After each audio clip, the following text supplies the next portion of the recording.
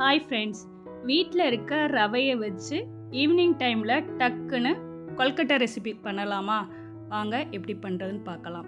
இந்த ரெசிபிக்கு 1 கப் வெல்லம் எடுத்திருக்கேன். அதே கப்பில் 2 கப் தண்ணி சேர்த்து வெல்லம் கரையும் ஸ்டவ்வை ஆஃப் பண்ணிடுங்க. அடுத்து ஒரு கடாயில் 2 ஸ்பூன் நெய் சேர்த்துக்கிறேன். நெய் நல்லா ஹீட் ஆனதுக்கப்புறம் முந்திரி, கருப்பு எள்ளு, 1/4 கப் தேங்காய் துருவல் சேர்த்து அந்த நெய்யில் நல்லா வதக்கிக்கிறேங்க. இந்த மாதிரி வதக்குனதுக்கப்புறம் 1 கப்பு ரவை சேர்த்துக்கிறேன். வறுத்த ரவை, வறுக்காத ரவை எதுனாலும் சேர்த்து ஒரு 2 நிமிஷம் அடுப்பை மீடியம் ஃப்ளேமில் வச்சு வறுத்துக்கிறேங்க. அடுத்து 1/2 ஸ்பூன் ஏலக்காய், கால் ஸ்பூன் உப்பு சேர்த்துட்டு மிக்ஸ் பண்ணிவிட்டு வெள்ளை தண்ணியை ஃபில்ட்ரு பண்ணிவிட்டு இது கூட சேர்த்துக்கிறேங்க.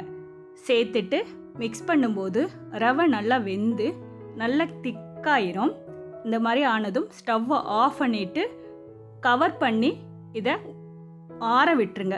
கையில் தொடுற அளவுக்கு ஆறுனதுக்கப்புறம் நெய் தடவிட்டு கையில் இதை நல்லா பிசைஞ்சு கொடுத்துருங்க. பிசைஞ்சதுக்கப்புறம் குட்டி குட்டி உருண்டையாக பிடிச்சிக்கலாம், இல்லைட்னா பிடி கொல்கட்டை மாதிரியே பிடிச்சிக்கலாம், இல்லைட்னா அச்சு இருந்தால் அதில் சேர்த்து கூட ரெடி பண்ணிக்கிறேங்க. எல்லாத்தையும் ரெடி பண்ணி இட்லி தட்டில் சேர்த்துருக்கேன். இந்த துணிக்கு பதிலாக வாழை இலை சேர்த்து கூட வேக வைக்கும்போது அருமையாக இருக்கும்.